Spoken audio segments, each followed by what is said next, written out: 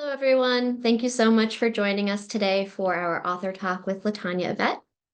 I am Katy Peace. I'm the Director of Communications for the Preservation League of New York State.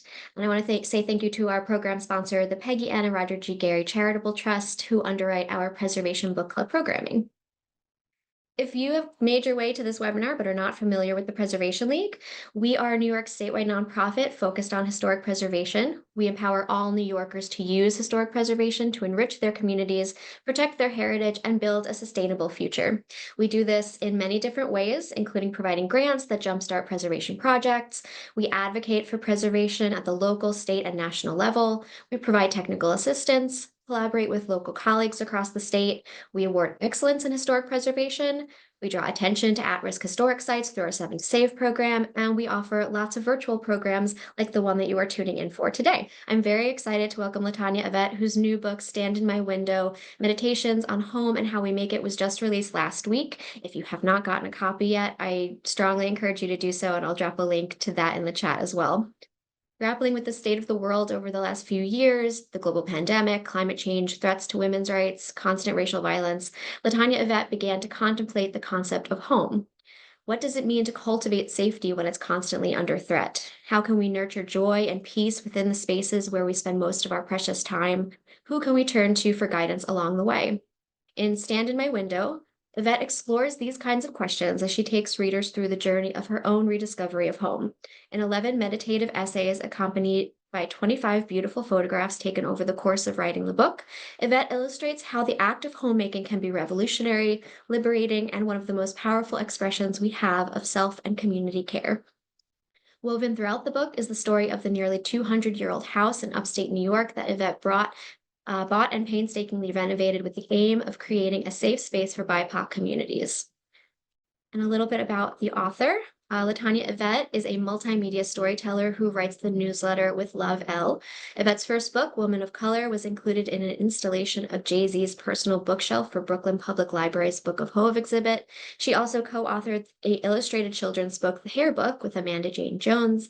Yvette is the owner and steward of the May House, an upstate New York rental property and home of Rest as Residency, which offers BIPOC families a no-cost place to rest and focus. And so with that, I'm going to turn it over to LaTonya to tell us about Stand in My Window and read a little bit from it. Hi, thank you so much for having me, Katie. I'm really excited to be here. I was saying earlier that this is I haven't done many readings of Stand in My Window. It came out last week, last Tuesday, and I had one talk and I had one party and one signing and not one reading. So I'm really, really looking forward to reading a little bit of the book to you all today. This book was written over the course of 3 years from 2020 to 2023, and now it's with you. And so even in reading it, I am finding my own relationship to it again. So the chapter, there's 11 essays. And the one that I'm going to read today is called A Desk of One's Own. And the entire book goes in and out of focuses on objects and elements, but ultimately its focus is on the navigating a way to find home and all the different ways that I found home, but also looking back in the ways that other people have found home over generations and looking forward. So I'm so excited to read this chapter. This is how it looks. And these are all photos that I took during the course of writing the book, which was also not the plan, but it ended up working out. And sorry, forgive me, I have like a little bit of a cold. A desk of one's own. Afro-American literature is certainly part of an African tradition. African tradition deals with life as an experience to be lived. We see ourselves as part of a life force. We are joined, for instance, to the air, to the earth. We are part of the whole life process. And therefore, living becomes an experience rather than a problem, no matter how bad or how painful it may be. And that was from Audre Lorde.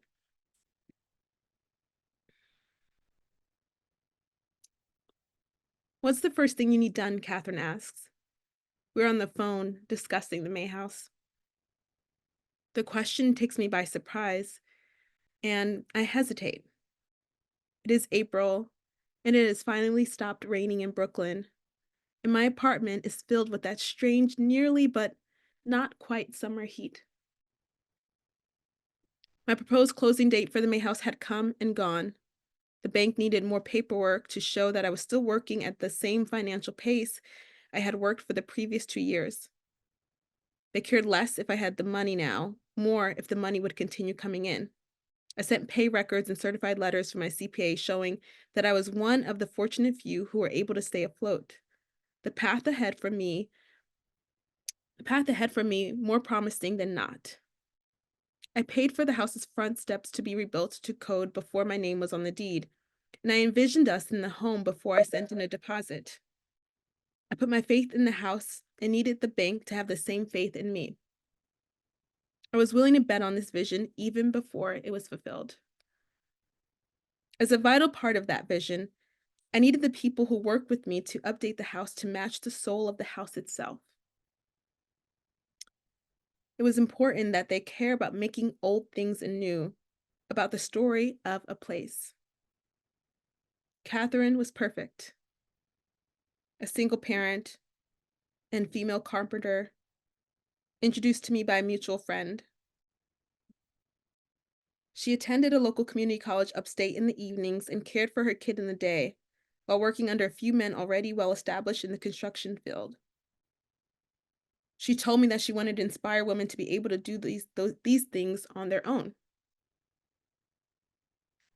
After finally closing, I moved through a handful of sleazy contractors who dropped pallets on my street instead of my driveway, and I had several small anxiety attacks when realizing that Catherine's words were coming to fruition.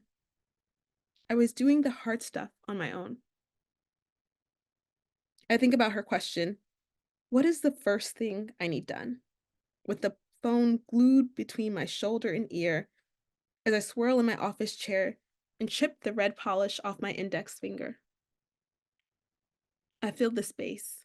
Uh, um, that's a good question. In truth, the first thing that came to mind was a fence. The one that existed was over a decade old and was nearly black with age. It had succumbed to the lack of care between owners. When the contractor removed the fence from the ground, he shared that it had never been secured with cement to begin with. I told Catherine. That's an interesting answer, she responds quietly. Why is that? I guess, although I'm happy about the house and the space for us, I'm not sure of the people. In the city, in the city, I was forced to know my neighbors across the hall, their religious beliefs, and their political ones too. For the most part, we agreed. And when we did not, we settled on what brought us together, the necessity of closeness. Surrounded by the beauty of the country, with its quietness and near isolation, figuring out who and what to know isn't as necessary as it is in the city. Upstate was another part of New York that often felt like another part of the country entirely. Building a fence around the May house would allow the kids to be outside while simultaneously keeping them close. But enclosing the yard would also create a clear border around what's mine almost immediately. Like reaching out to hold your newborn to your chest as soon as it exits your body. Put my baby on my chest. Let it feel my flesh. I want it to roll around my yard butt naked, protected, and free to watch the grass grow. It wasn't just the yard and the fence. There was another piece of the house that I felt like I could take a pencil to and mark it as mine somewhere deep. Oh, in the studio. Well, a desk mostly, I blurted out. The garage next to the house is nearly as big as the house itself, with Virginia creepers crawling on its back and poison ivy starting to make its way in the bike easing behind it. It has 2 floors and 1,000 square feet of good beams. Good beams as bones. It also has a loft and an oversized hay window, which could be opened from the top after removing a 4x4 piece of wood from its latches.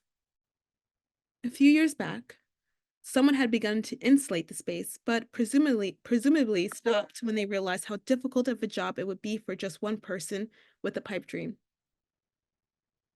They added kitchen counters and cabinets on the bottom floor, and a tall cabinet that now hosts the several cans of paint waiting to be used on the main portion of the house. There's some kind of pump that was likely used for a wood-burning stove that warmed the room from the outside. And from the outside, it is just a garage. From the inside, it is someone's half-finished project, waiting years for another person to pick up from where they left off. In my mind, it is a kitchenette, a daybed, layered in cream sheepskin, layers of Moroccan rugs tucked under elephant feet, a cherry-trimmed 70s styles glass table, and Eames-inspired chairs to sit in the middle. Upstairs, I see open bleached beams and finished foam insulation, bookshelves with Tony, Sonia, Maya, Joan, Alice, Audrey, and Lucille sitting stately. And then there's a large desk, sitting beside the hay window fitted with glass, mirroring the window directly across the room. The desk is lined in popsicle stick-sized beams of light, streaming from the 3 skylights that cool the raised ceilings in the summer and heat it with the sun in the winter. I see the mountains watching over me as they surely watched over every other project that once began and ended in this space. Of all the many projects on the list to create and renovate at the May House, it was strange that the studio, more specifically the desk, became of primary importance to me. For one, the house needed to be renovated quickly to become available as a rental in the BIPOC residency I was planning for. Anyways, much of my writing is done during weekdays when I would be in Brooklyn. Still, I could almost smell the burning wood rising from the bottom floor, or the fresh black coffee I would brew twice over in the Chemex on that desk, next to the books and under the window, with a tarnished silver spoon of honey drip, drip, dripping beside it.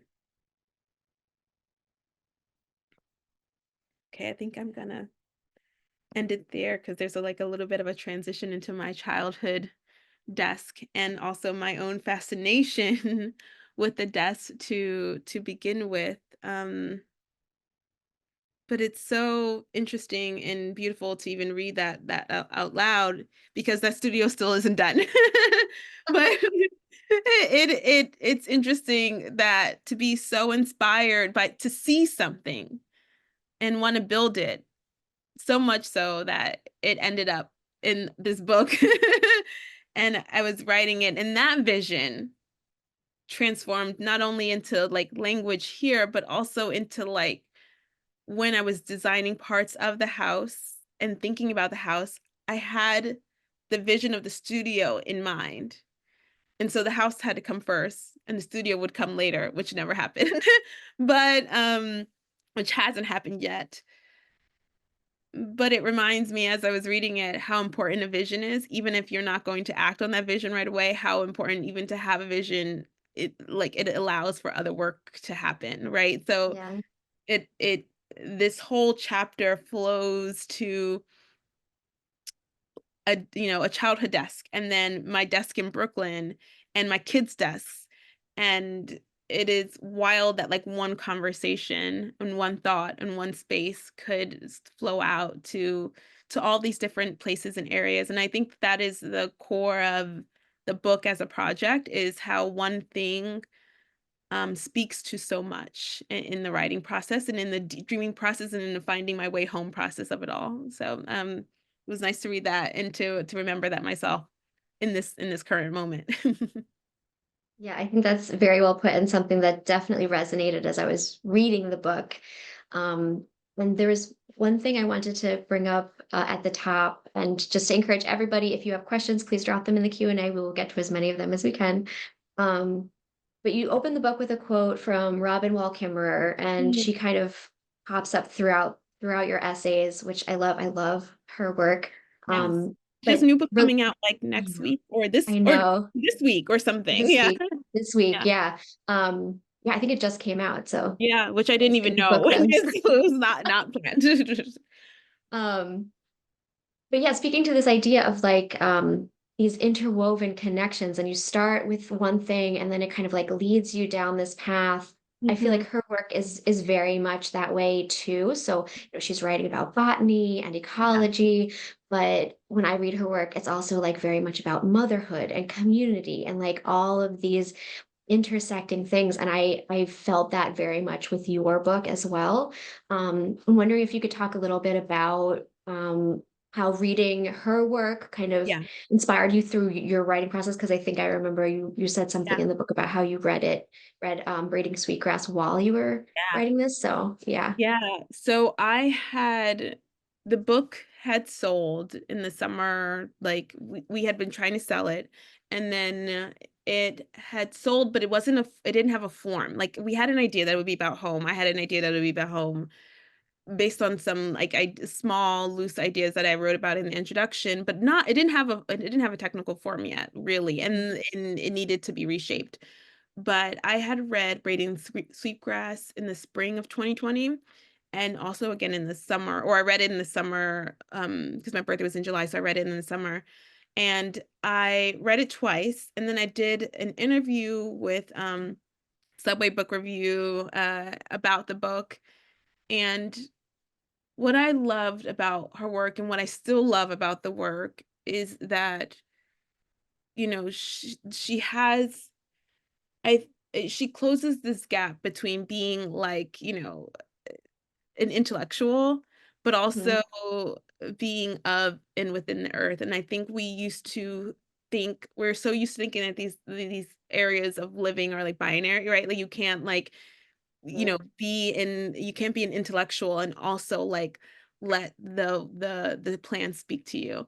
And and her work really helped synthesize like my thinking and a lot of who I was and how I was raised to be, which was like my grandmother always like putting together tinctures or, being like, like I grew up like in a more holistic environment, although we were in Brooklyn, right? And so Mhm. that is often that can be, um, to some people, they don't quite like, I didn't even quite put that together, right? But that's like, and I think that's what I'm working on in the book is putting that together and saying that this is just we are of this earth, we are of this land, and we've been that way for so long, and that's why I started off with that Audre Lorde quote as well. Um, Mhm. but yeah, Kimura's work just really helped bring the ideas together. Like, oh, I can be a nerd and care about research and Mhm. like fall down these rabbit holes and like think about all these insane ideas and then still be thinking about the soil. Still Mhm. like, imagining how plants speak to me. Still like letting things have energy that and believe that they have energy, even though, that there's like there's maybe not enough science behind that. And so I loved how her work really helped guide the intellectual part of my brain, but also the Mhm. spiritual part of who I am and what I've been Mhm. taught. And um how combining these two really helps create community, right? Because we all have to Mhm. be together. Yeah. Yeah, it's a really she quite literally just I mean, that's why so many people love her work and love her. Um, Mhm. because there is a history there. There's always a history, and she teaches us that. Mhm. Yeah, and I'm gonna go down a rabbit hole with you quickly since you mentioned that, because you have in one chapter you talk about the Josephine Baker house, and like Yes, this idea that was of totally a rabbit hole. Oh my God, that was a funny little you rabbit hole sent that me I down the rabbit hole found. too. Okay, okay, So I just yeah, want to touch on that quickly if we're gonna talk about rabbit holes, because yes, this is also this appreciate idea that of you like found there's so yourself many down that things rabbit that are hole. connected. Like you just go down all of these different paths and it all feels cohesive, even like even if you're going in very Yeah, different directions. So this yeah. idea of architecture and relating to the body Mhm. and yeah, so could you talk a little bit about that and like how Yeah. that that Yes. architectural theory kind of worked its way in the Yeah. book too? Yeah. What was interesting is, the Joseph E. Baker house was like never really a thing. It was like Luz like designed it for her. But Mhm. I'm someone also, it's interesting because I didn't go to school for architecture. I didn't, what I mean? Like I dropped out of college. Went for writing literature.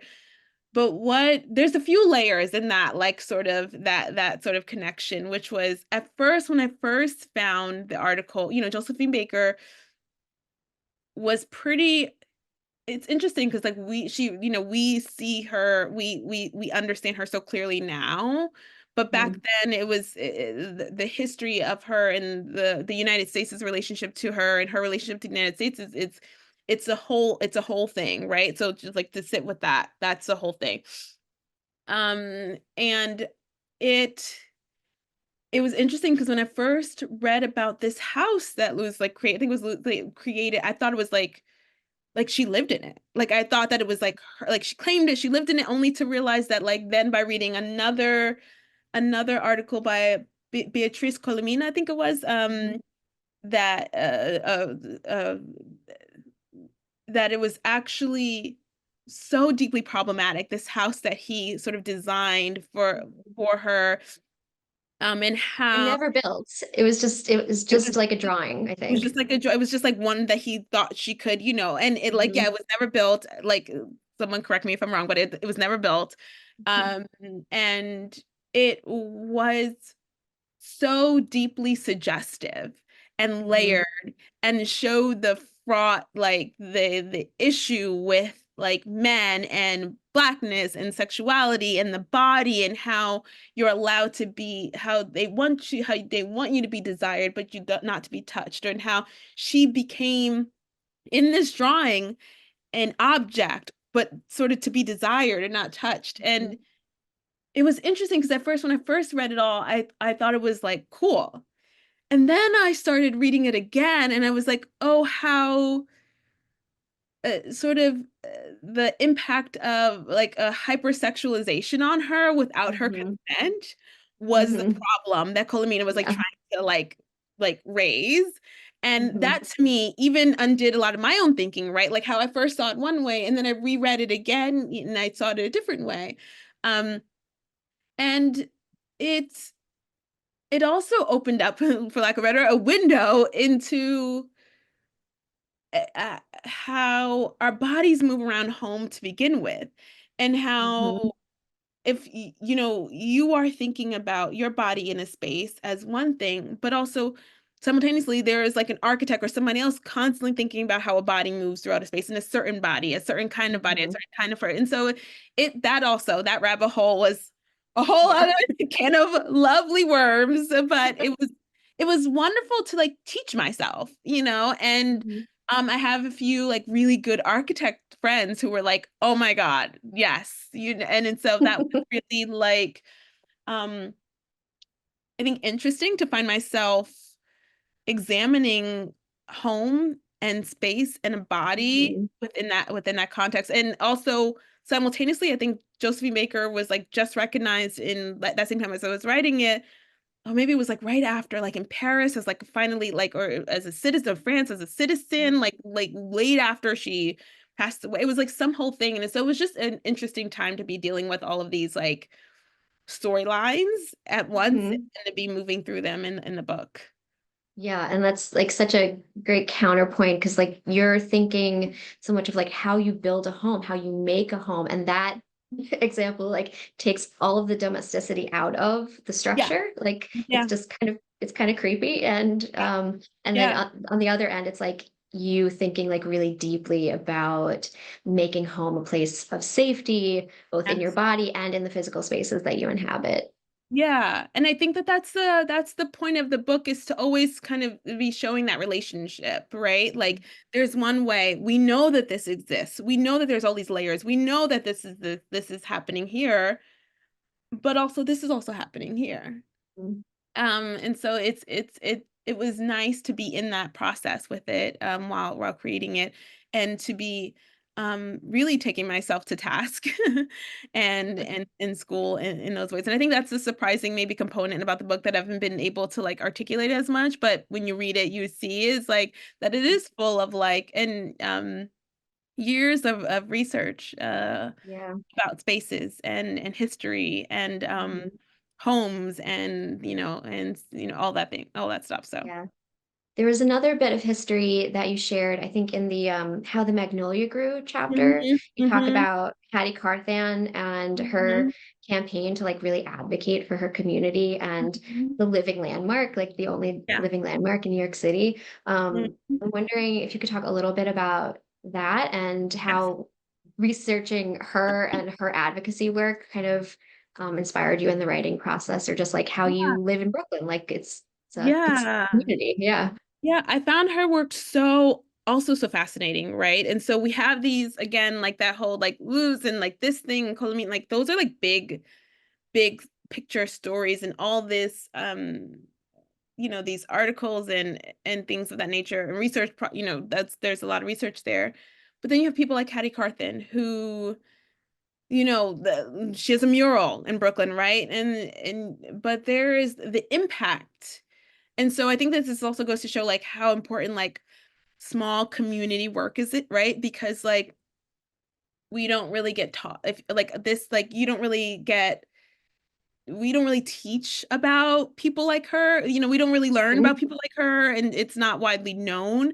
But I think what's important, at least I was trying to make in that instance, is like how this one older lady, she wasn't young, she wasn't, older lady, like realized that there was like a magnolia tree like blooming in Brooklyn and it wasn't technically supposed to be there, right? Because like they don't. And how Mhm. she went on to truly save it and be and created this coalition and gathered and protected it. And not only that, but in her small efforts, like creating a block associated and doing association, doing this and doing this, it just ballooned. And Mhm. I think what I found to be so inspiring is that how one person, no matter their age, um, can really change the course of history and change how we look at landmarks, how we look at the earth, and and how we see something as sacred, right? She saw the magnolia tree, not like she saw how sacred it was in Mhm. Brooklyn and how Yeah. it needed to be protected against a development and how that was a signifier for like how gentrification and all these things happen in Brooklyn and how real community building helped save the tree. And not only that, but like set in a system of how we actually take care of one another and take care of the land within this cityscape, even though we don't think we or it might be assumed that we aren't. Um, she really set off a firestorm of how to take care of one another, how to take care of gardens, how to take care of trees, how to build community truly. Mhm. And so I love that tidbit of her because it just shows how powerful one person could be. Yeah.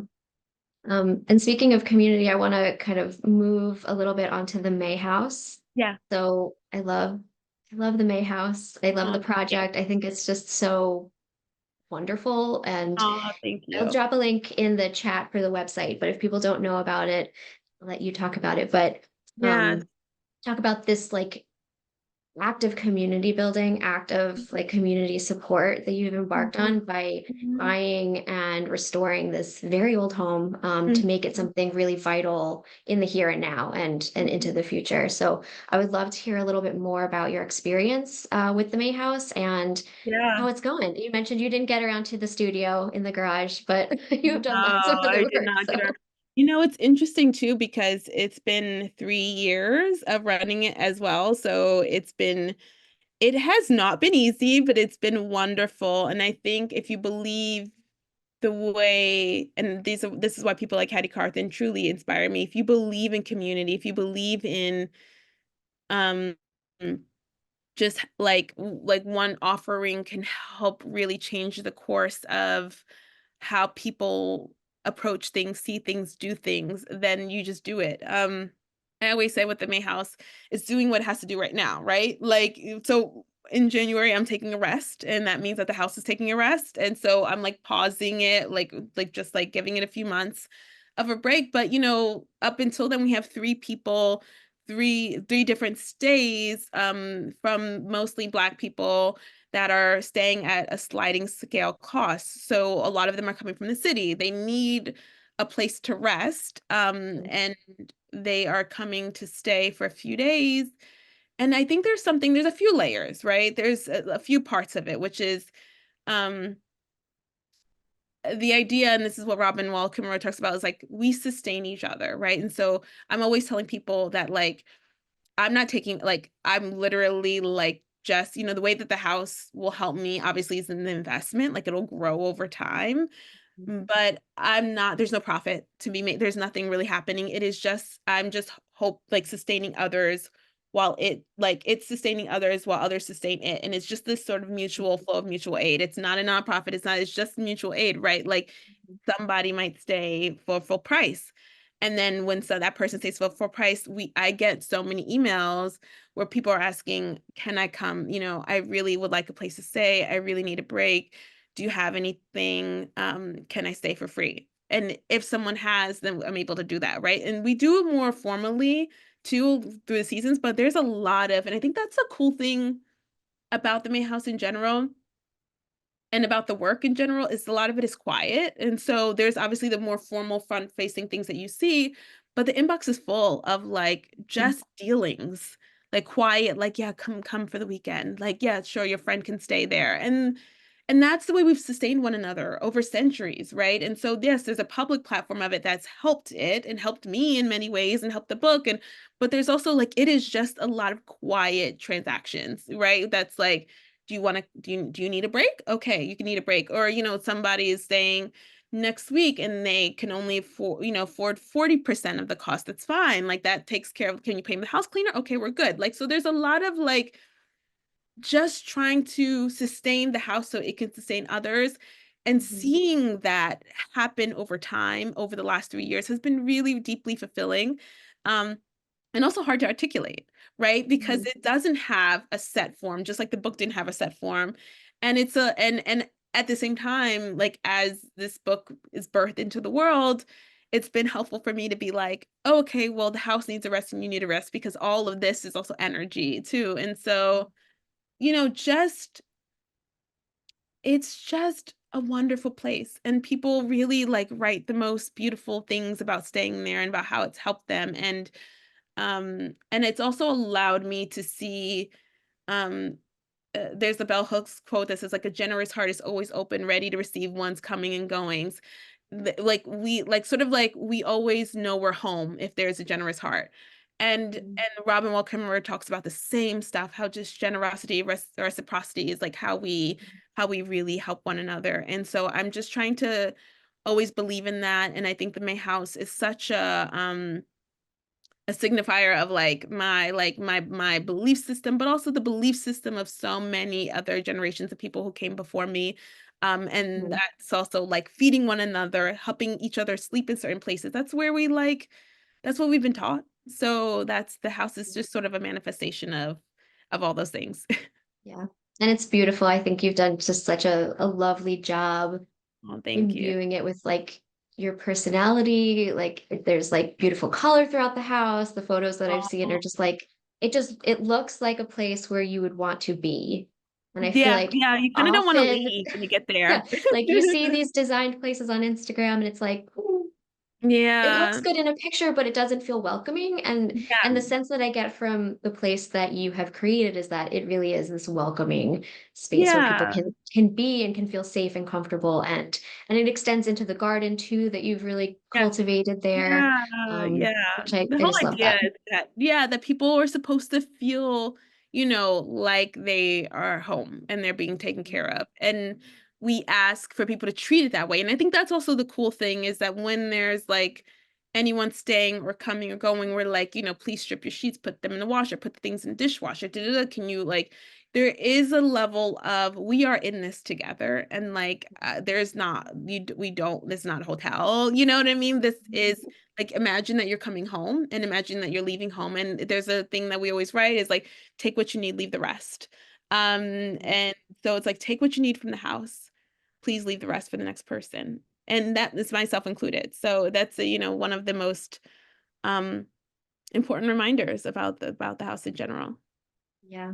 And I think in the book you said something where someone asked you like, "Oh, how do you feel now that the house is done?" And you said something like, "Well, it's never done. Like the work is never Never done, done."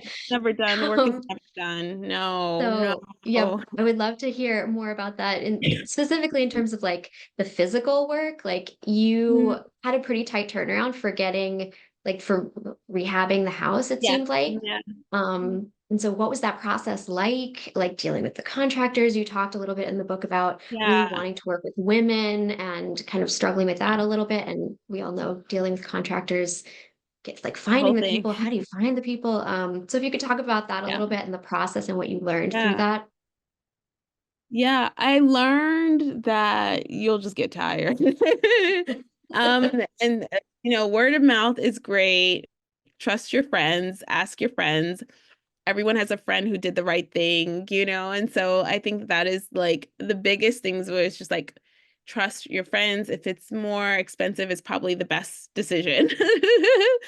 um and you will spend half your time just wasting time. Like, that is also the reality. It's like, you will spend half your time just um waiting for something to be done and it not being done. But Yeah, at the same a time, it's hard truth. not. It's a really hard truth for people to understand that. You learn a lot of patience. Mhm, But it's a life lesson. I really think mhm, that's the part of writing the book itself, was like, these were life lessons, doing it quickly within a short amount of time, but also realizing that it was not going to be quick. mhm, Um, and then I could only go but so far because of the timeline that was the mhm. reality, and because of the cost and all these things. It was an important lesson for me. A life lesson, right? Is like, Yeah. this is bigger than you. And this will always be bigger than you. And you always be worried about this thing that is in and of itself bigger than you. And I think that that Mhm, is one of the I feel like my core like learnings from the book, from the house project, is like, it mhm, is bigger than you, it's older than you, it's been here longer than you, mhm. it's like, it has its own mind, Yeah, and everyone else does, and you can only control but so much, and so it's a process. yeah. And how did you view the process of like specifically like the fact that this is a historic house, maybe not like capital Yeah, H historic, but it's a very old house. It's been there for yeah. a long time. Mhm, And taking that old house with good bones, and mhm. bringing it into the present and like designing it and rehabbing it in a way that was sensitive to the Yeah, fact for that this is an sure. old home, but also like wanting it to be a home for people now. Yeah. Yeah, I think about this often, because I'm always like, oh, I could do this, I could do that. And it's like, but it's old. Like, I don't know. It's like, I often would say like the house would speak to me. And so I definitely knew not what not to touch and what to touch, I felt like.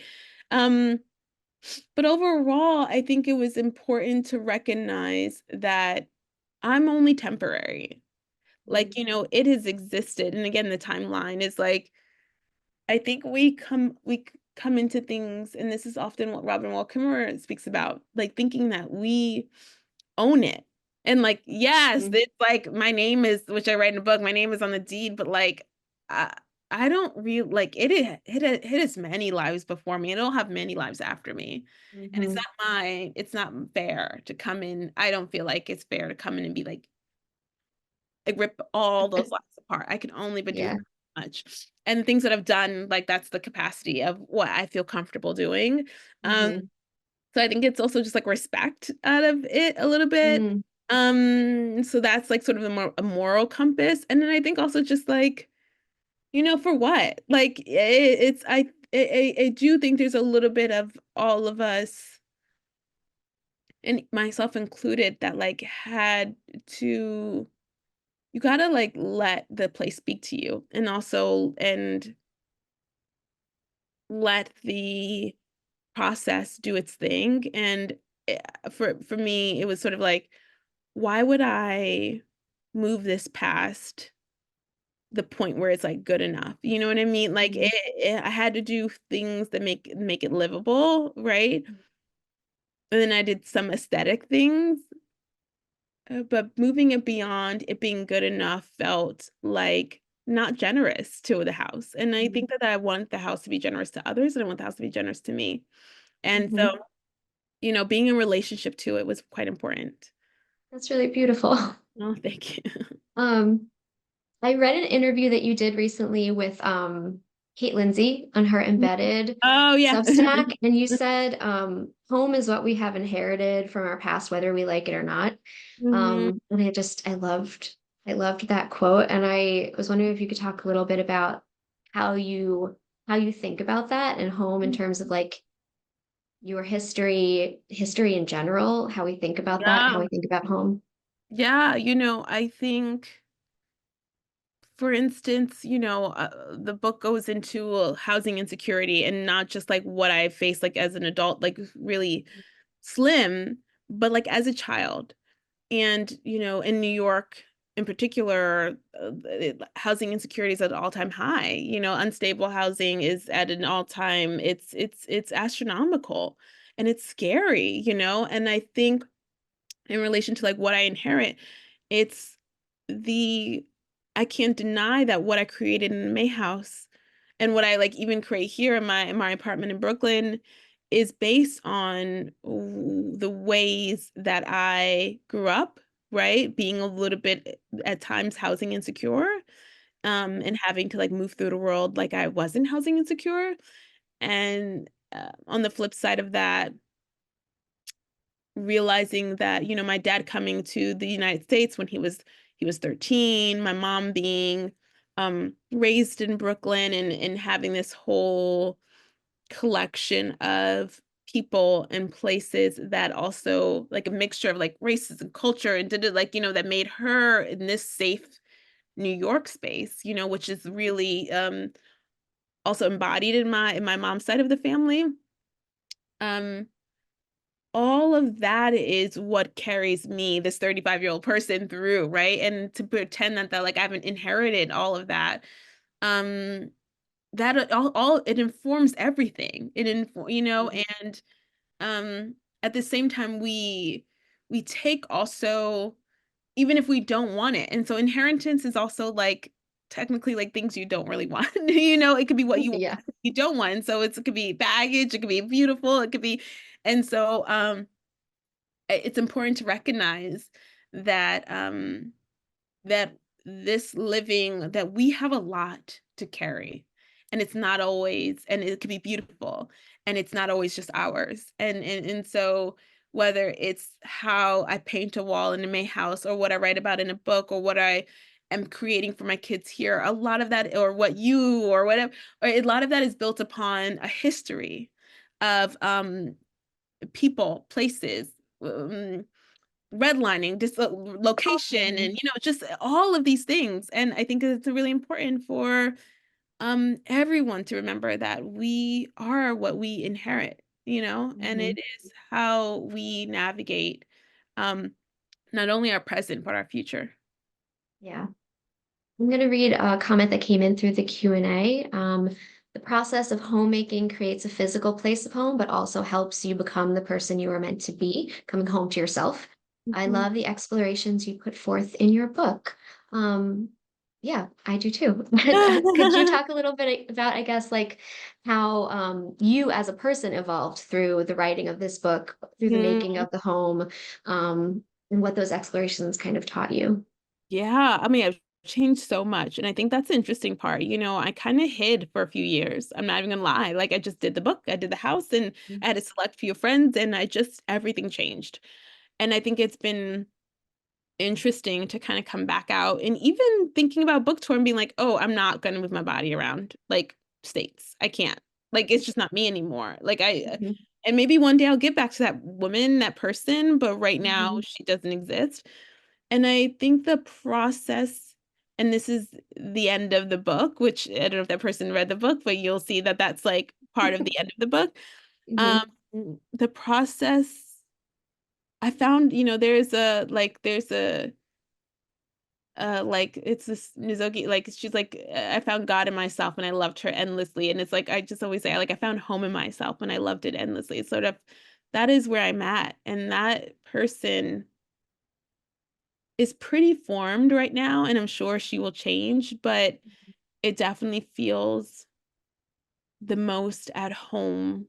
Um, yeah, it, I mean, it changed everything. Like it changed who I interact with, what relationships I want to cultivate, who I want to date, what I want to do. Like it has changed everything, and I did not expect it to. And so I think that Mhm. was the interesting thing about taking on this book and taking on this house was like everything has changed. I changed. Yeah. And like even the person who talks about this book is not the person who wrote the book. And I think that's also like, yeah, I Mhm.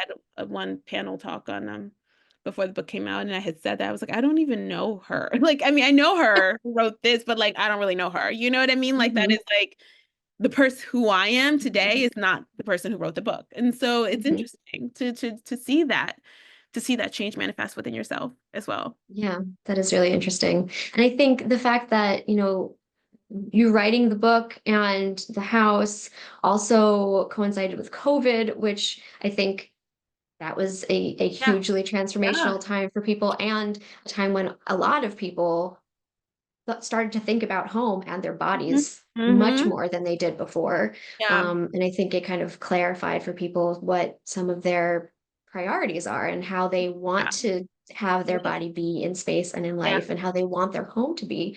And I feel like that came through in your writing too. You mentioned that throughout the book of yeah, how COVID affected things one way or yeah, the other. yeah, for sure, for sure. I think it people are calling like lost years, but actually for me, I think it's also just like these years of realizing that you don't have that much time, and so you gotta like get it, try to get it right. Yeah, Try yeah, to and get not give yourself to things that don't serve you anymore. 1000%, Yeah. 1000%. Like you're talking about that woman who would have wanted to go around the country, maybe that's not you anymore.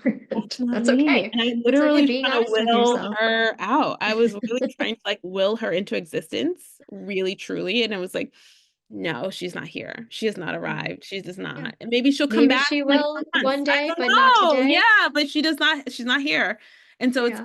it's been, interesting to even wrestle with that within myself this time. Mhm. Be like, come on, try it," and I'm like, "No, she's Mhm. not arrived. She's Yeah. not there." And the fact that like the May House is, rest as residency, like you need to Mhm. give yourself that Yeah, I that mean, that permission was to be really like rest. truly yeah, Yes. and I think it was weird, like, the week before the book came out, like, I mean, like, 3 weeks before the book came out, I was like, "Oh my god, wait, no, I need to rest." Mhm. Like, I need to rest, and, like, everything needs to, like, rest, like, everything needs to slow down, like, and that is okay, and, like, giving myself permission to be Mhm. like, "You've done a lot, like, it's okay." And, like, it's okay to rest. So Mhm. even relearning that, after I've given that to other people and like relearning it to myself, sometimes you can be you are your most difficult student. Definitely true. But I do hope that you're finding rest. Because I mean, I can't imagine the process of like writing a book, but it's so beautiful and it feels like you put so much of yourself in it. It does feel so Oh, personal. oh my God, Um, thank you. but It's but so it's also funny. like Go ahead. universe. Like you could feel it and be like, yes, I understand. Like Yeah, very yeah, much empathy. Yeah. yeah. It's interesting too because I was saying that like I kept on using myself as like a small window into like all these bigger ideas. And so I think what I find so sweet about people reading the book is how personal it feels to them, and also how like I felt like a small little thing in like I was just using myself as like a small like window into all these bigger thoughts, ideas that anyone Mhm. can use. And I'm proud of the writing that has resonated with people, and that, it feels, personal, and, also that they can take it with them at the same time, 'cause Mhm. that's your wish, you know? Yeah, yeah. And like you said, like you are who you are now and who you were when you wrote the book are not exactly the same person. Like you have become yourself and who you are in this moment through the process of writing the book, right? But Yeah, but she's not even arrived. She's not she's even, yeah, not there. I was like, whoever meets me now is meeting a totally different woman, so, like, yeah. It's It's gotta be nice to, transformational to like put all yeah, this out there into the world, put that effort out there, and then you yeah, come through it and you're like, wow, this is who yeah. I am now. Yeah, It's and I think amazing. that's the strange thing about writing books, because 'cause you're just like, "Oh, I don't, what? That thing I wrote?" Like, and it's, like, there forever, and you're like, "Oh, Yeah. yeah." Forgot about that. And I Yeah. think that this book is really it's gonna resonate with a lot of people. I know it certainly did for me, Aw, and I can't wait thank to you. tell people to read it and be like, "You need to read this book." Aw, thank you. I'm so So happy. I hope it is welcomed with open arms, like, as much as possible because I feel like your words are just so beautiful, and the book is beautiful too, so as, like, an object. Um, Oh, thank but you. yeah, so congratulations, and thank you for Thank writing you. it. Thank you for sharing it with us. Thanks Is for having me. there anything else that you wanna say about the book before we, close it out and just tell everybody to go read it themselves? Yeah, just go, thank you. Just go buy it, tell a friend, gift it. Oh my gosh, gift the book. That was really helpful, to me. Holidays are coming up. Holidays It's are a coming up. perfect book to gift. Yeah, the best way to tell the sales of a publishing house that this book matters is buying it and gifting it. That's honestly it. So, thank you all.